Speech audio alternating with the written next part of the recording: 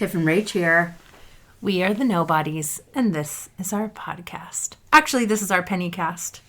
Penny is a highly experienced and licensed acupuncturist, cranial sacral therapist, massage therapist, and yoga instructor with over 20 years in the wellness field, and has been receiving bodywork for over 30 years. Passionate about holistic health, she integrates various modalities to promote healing, pain relief, and improved quality of life in her clients with customized treatments. With a deep understanding of the body-mind-spirit connection, Penny tailors her approach to meet individual needs, helping people achieve optimal wellness through natural therapies. Her extensive training and dedication to continuous education helps her to refine and develop her skills and abilities. She is currently practicing in Southern California and Northern Idaho. Welcome, Penny. Welcome. Hi. We are so excited to have you here.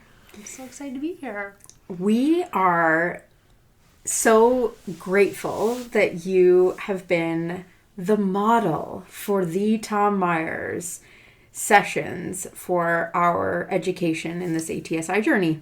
And we have some questions that we'd like to address. How did you decide and get connected with anatomy trains, and how has your experience been with that? So, I first learned about Tom and the Anatomy Trains book in 2007 at Bastyr when I was in school for acupuncture. And it's taken me until this last summer to actually go and take a class with him. And I was in Maine for 3 different classes. And then sometime I think in August, they sent out an email looking for volunteers. And I offered myself, and then they reached back out. You donated your body to science. Your live body. And because I had already met Tom and worked with him, they reached out and asked if I would be willing to, be the model for the class. And I said yes. So that's kind of how it happened. And while I was in Maine this summer, I really wanted to learn more and get more experience with Tom. And so when this opportunity came up, I was super excited, and it's been, surprising and amazing and intense and all the things. Had you ever received this style of bodywork before? I think I had one Rolfing session. You got Rolfed. I got Rolfed about 20 years ago. Uh-huh. And I got sick after the session. I don't know if it was just a coincidence or I felt like dug into my armpit is all I remember. And I never went back. Yes. It was a one-hit wonder. That's wild. What has been your physical and emotional experience thus far with the 12 series? Well, physically, sometimes there's a lot of discomfort and new sensations in my body that I wasn't aware of. Emotionally, I think I was thinking about the beginning of the series. I think I was a lot more releasing a lot of tears, not in the class, outside of the class. And then this last segment of the last half, I think it's just been surprisingly, I feel like my boundaries have really been growing. Yes, thank you. I can't think of words. You're good. Being more affirming of my boundaries and holding boundaries, which I feel like my body there's a connection between my physical body and my, emotional body with that. So that's something I've noticed. That. I think that's a really important part about this work, is that the elevation of your physical body, or the disarmoring of some of the things that you hold on the outside, give you available space to do the bigger things with your life. And it's pretty epic when that gets to happen. Yeah. Mm-hmm. It's really hard to look at you guys. We should For the audience, we are all wearing face masks right now. Korean paper face masks. And they are Ridiculous. We look outlandish. And so I hope y'all... It's just really hard to look at you. I know. And take us seriously about some deep subjects. We are very serious people. This is a learning. I have a little question in response please. to your physical experience. Yes. Would you say that you've achieved more of a model, a visual or proprioceptive model of like your body and what's happening in it from this work? I guess I'm not clear what you're asking. Yeah. Do you have a better felt sense of your pattern or how you hold yourself? Oh, yes. Yeah. Absolutely. I notice, Eileen, before the series, I learned I leaned forward into my toes. Mm-hmm. And so now I'm catching myself when I do that again. Yeah. I try to stay in my heels. I also lean to the right when I'm driving. My psoas is really tight on the right. So I've been trying to lift up and lean up in the opposite direction. I use my yoga tune-up balls driving to kind of keep me lifted. I love that. Yeah, I do notice. That's good. That's one of the big drivers for me personally with this work is people's increased awareness and proprioception, and that's something I love about it. So I'm glad to hear that. And kind of creating that 3D model of yourself. Yeah. And being able to visualize that outside of the times that you're laying on the table or in an integrative space. So, when confronted with the challenge of wanting to quit this work when you were mid-series, what was your motivation to keep going? When you came in after that really brutal emotional, weekend, and it was emotional, sleepless and you time. were like, said your guts felt like they were falling out. And Oh, yeah. That was, I'm typically not a quitter. I keep going and drive it in there. Yeah. Yeah. Not going to give it up. I didn't like the way I felt, obviously, with your guts. Feels like your guts are falling out of you. Because I was tilted forward. And then I didn't sleep because I went to see the Aurora Borealis and the comet. It was a really big weekend. Yes. And I felt like I got just maybe too energized. Maybe it was the combination of that and the work happening. Yeah, why did I come back? Because I couldn't leave. I couldn't be hanging like that. You know, I didn't want to be. I guess I didn't want to leave you guys hanging. I didn't want to leave myself hanging. I didn't want to leave my guts hanging. Right? That's fair. Yeah. That's fair. Yeah. Nobody likes to be eviscerated and left. And I think part of it is like the only way out is through. Oh, right? That's a beautiful... You know? That's a beautiful saying. I've lived that lots of times. And isn't that the thing that comes to pass every time you endure something is when you get to the other side of it. We should also preface our audience to the inside scoop that Penny receives her last of her 12 series tomorrow. And we also, as our model sessions were happening today, Tiff and I will exchange our final session tomorrow afternoon. So we're all coming to the close getting our last sessions on tomorrow. yes. And so going through all of these things, and I mean, I can only just ask, like, what that meant to you to receive a series from Tom. Like, what has it been like? How have you received his work? Well, I mean, I feel so honored and like just fortunate and grateful that I got to receive someone who has like 50 plus years experience. And I've learned so much from him by receiving it that it's, tempting me to want to take the class because I'm like, now I work on people and I notice things I've learned through my own body. And now when you look at bodies, it's like you can't unknow or can't unsee something, right? Or experience something when you've already had it. So I'm just so grateful. And I just think life is funny because it's literally been like 17 years, I think.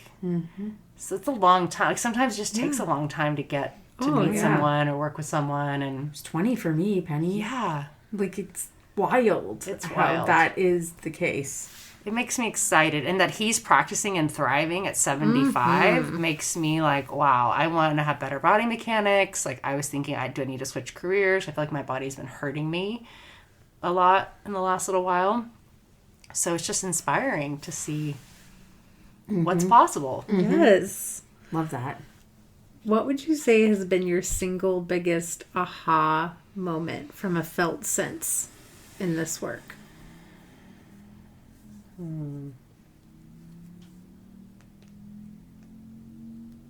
Could be like an area that was touched that you were really surprised by. Yeah. My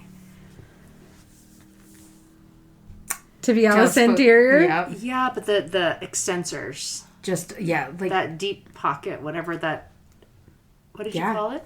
well, that you have your deep posterior compartment, but that's for the backside. That too. And also Yeah. you have your, And this underneath the navicular bone. yeah. Yeah. Well, and that's that tibialis where it goes. Yeah. It's, And it attaches. Yeah. Yep. And every single person I've touched, like worked on professionally, not like, okay, so everybody has so tight in here. And then I'm pointing to underneath the navicular bone and Yes. the arch of the foot.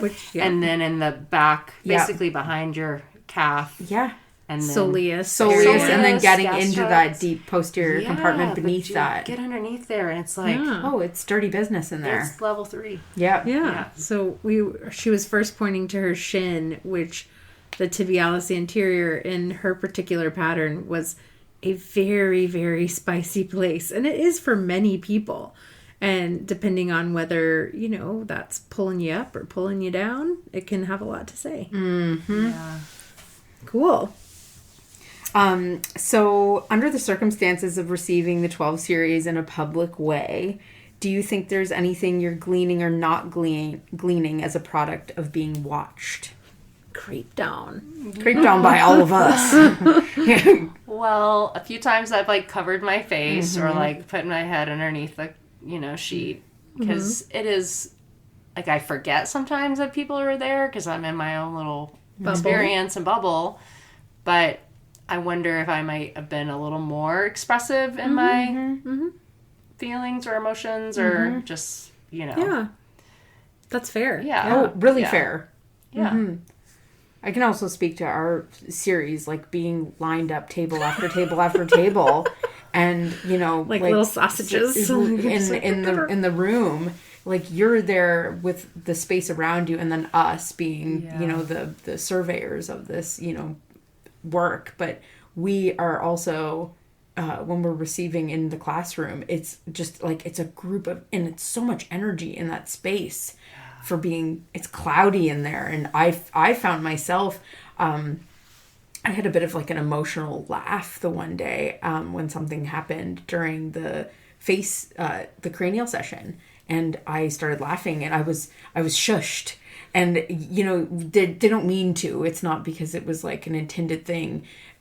It's very difficult to discern who is making noise and who is having a way with the work, Right. and so it was just speaking to that, you being watched. I can't imagine what that feels like in that space, and that you hadn't had this work in really in a meaningful way throughout like a whole series until now. So I would expect that, but we were grateful to see that you did have a good outburst once or twice. Yeah. I had a good laugh when he went under my umbilicus. That was it was so weird to like, how could that be hidden in there? Oh, there's so many and I was like so uncontrollably tickled. Yes. But it was such a good laugh. Yes. And then when you start laughing and then You can't stop. You can't stop. And it gets funnier even though there's nothing really funny. And then I thought of something from a long time ago which wasn't funny, but it made me laugh. Oh, yeah. It was just silly. What's interesting is a lot of times the umbilicus is associated with lack, the sense of lack. And so you having this abundant outburst was really lovely. I have a lot of laughs in my umbilicus. Right. Yeah. Yeah, and like it's so interesting though, like where and how some of those things may or may not be affiliated with the story. Right. Right. my left nostril during my first 12 series that I received, I was uncontrollably laughing. My eyes were pouring water, and I was just like, I could not control myself. I was like, I was choking, laughing so hard. Right nostril, it was like nothing happened. It was so bizarre. And realizing that it didn't have a reason, and that was okay, right? I laughed about my pubic bone. I thought I was going to be real sad in there. No, I laughed my ass off. Like, yeah, thought it was great. I felt so much levity. Like, lift me out of there. It's great. So what are you telling people, or how do you describe or explain the work when people ask you about it, aside from discomforting and pain? I mean, it kind of feels like you're ripping the skin off your bones sometimes. So it's kind of intense. And to feel like your body is, like, people are like, oh, wow, like, did you get, like, people are noticing something about me. And they're like, are you doing your skin? Did you get your face, like, a facial, or did you get your hair cut? Yeah, I did get my hair cut, but there's something that people are noticing. They're seeing a shift. They're seeing a shift in me. One of my clients was like, wow, like you're like, something's different. Yeah. He's like, you're really funny. I was like, oh, thanks. He's like, it's like you've been like kind of, I don't know, not yourself the last few years, because I've worked with him for 8 years. Right. And so that was kind of cool. They're watching your evolution. Yeah. And I tell them, I'm like, if you think I'm cause you pain, I use like lotion. This is no lotion. So if you ever complain, no lotion, no oil, dry. I'll come for your obturator. I'm coming for it. Yes. And that's the thing, is that's how we connect with the fascia with such specificity and create drag, is by not having lotion or oil, right? We're able to really sense the layers and connect with them in different ways than if we just glide it on right? them. Yeah. Yeah. That grip is, it moves the tissue. Yeah. And so when there is no other way, like, the sacrifice is worth sacrifice. Yeah. And, in the words of Tom Myers, like, if somebody goes, ow, ow, ow, ow, he's like, what are you feeling? Is it skin burn? And they go, yes. He goes, too bad. Because like, oh shit, feedback. We're back. We're loud. We be loud bitches. Well, I do want to say just one thing about the work and telling people, like, now that I've had the work done to me and I go work on other people, I realize if they really want, I think, a deep lasting change, they have to do something different and that they haven't done before. Because a lot of people have been getting work done for a long time. And so it's just sort of like, all right, we're just going to give you enough to get you to go for the next, a few days or a couple weeks, and you'll be back and we'll buffer you up again. And it's just sort of a ping pong game with people. It's like, okay, I'm going to serve you, and then you'll come back and I'll serve you again. And I think if you really want to see your body completely transform, then this is definitely a practice to experience. I like that. Yeah, I really like that. It's beautiful. It's one of those things that we don't get to, you try not to toot your own horn the whole time, but at the same time, this work is so different than everything else that's out there. And so if we don't discuss it for what it is, I think that people will lose it in a little bit of lumping it in with something else that might be in their mind's eye like it.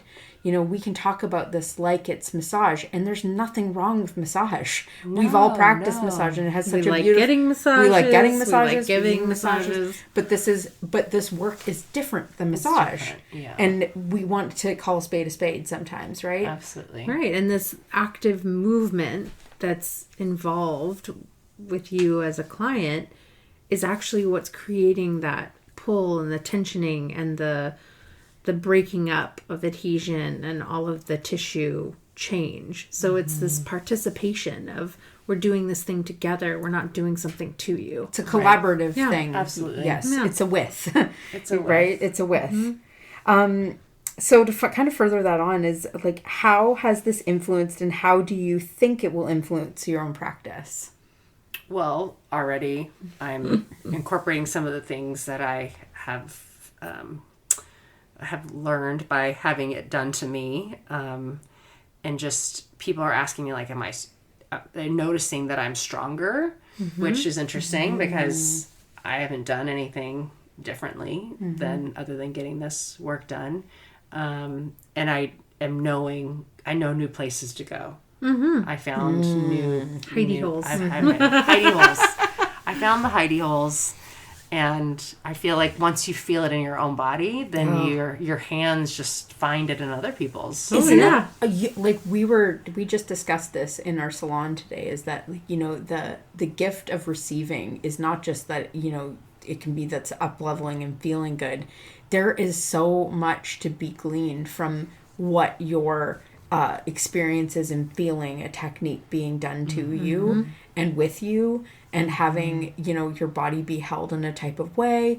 And, you know, Tiff and I have a really like open conversation with feedback about like, oh, I feel like you're muscling this a little bit. Or you know, get behind yourself or whatever. Yeah. And none of it has this is all to create like a better experience for both like the person on the table, but also as the practitioner, like getting your body behind your work and getting your body above your work, or however it might be, with more chi and more, you know, like hara behind it. We are pulling from a place of not imposing on people. We're exposing with them, right? And trying to open that up. So, and if you can sink into someone with your body weight, you can then have a better felt sense, and they have a better sense of safety and connection with you, versus trying to shake your way with your bicep strength through something, right? I always notice, I'm like, if I'm working too hard, something's wrong. Right. I'm like, oh,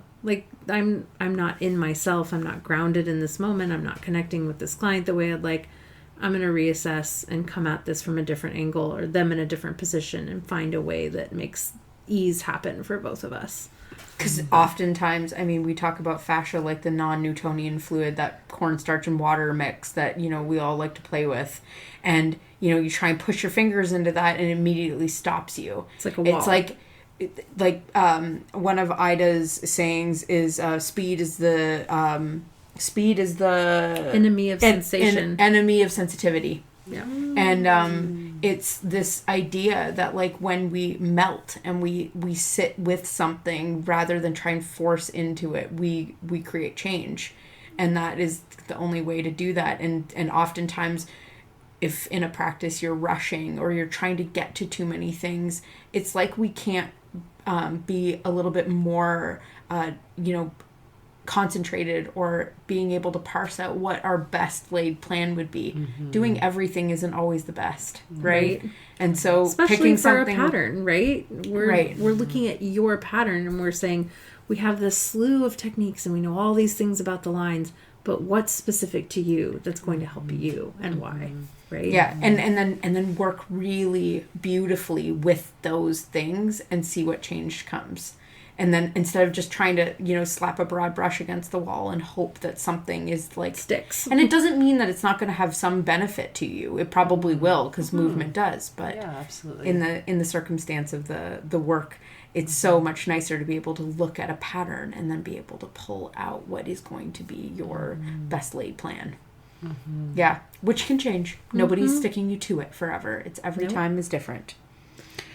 It's a gift to be able to see you in class and change, and we all get to watch your unfolding, and this has been like a real beautiful part of our journey, is having, you know, all the people that have like donated themselves and this amount of time. We cannot pretend that this isn't a huge resource. It takes a lot of resources to make this happen. We understand that you are giving up. You're driving nearly 3 hours to come here twice a week.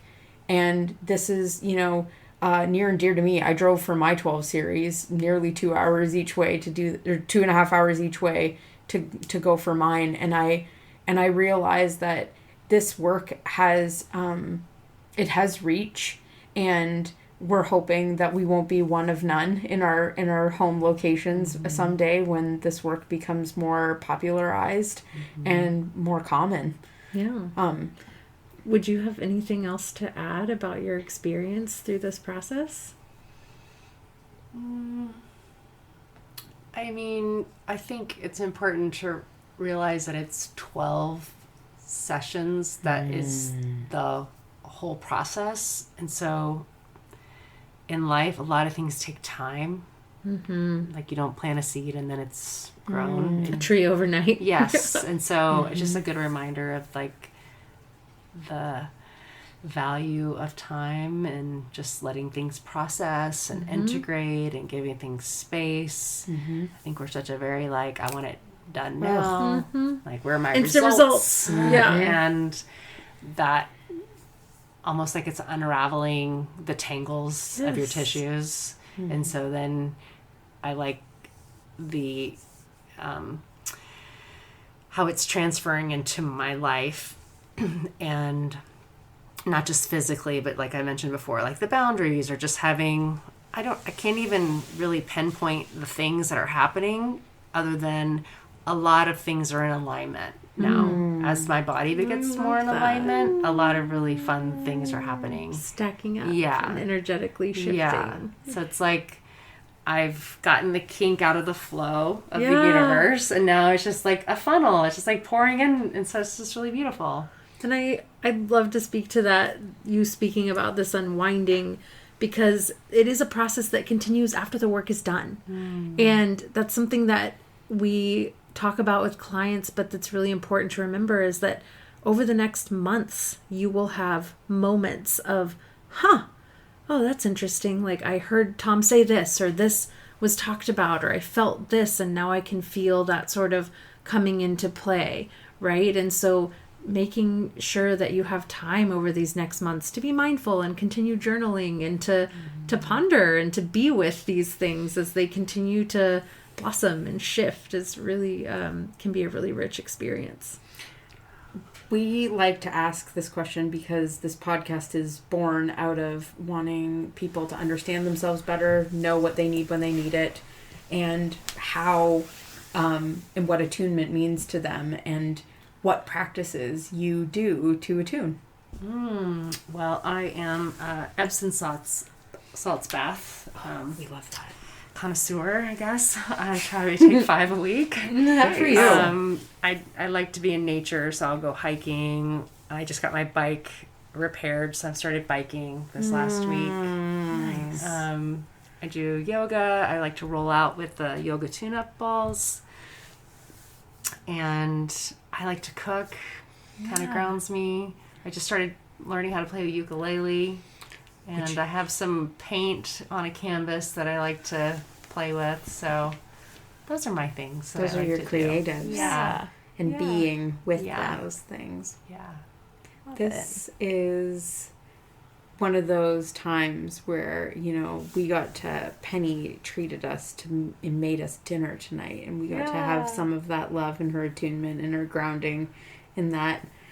We would love to just thank you for your time and energy and everything that you've brought to the table, and our dinner table. And our dinner table. And our lives. Yes. Aww, this is, we're so grateful that our community grows every time we go places. And, that feeling that you were saying where people notice things, it's happening. That is a real thing. People notice when you bring something into the room, and it's not because necessarily they want to take from it, but there is an attraction and a magnetism. Yeah. And it's been a great gift to have you here, and thank you for being on our podcast. Thanks for asking me. Thank you for being Penny. Aww, yes. Thank you guys. It's fun. Any last words? Got it. I think that's it. Amazing. Attunement is everything, and we appreciate yours.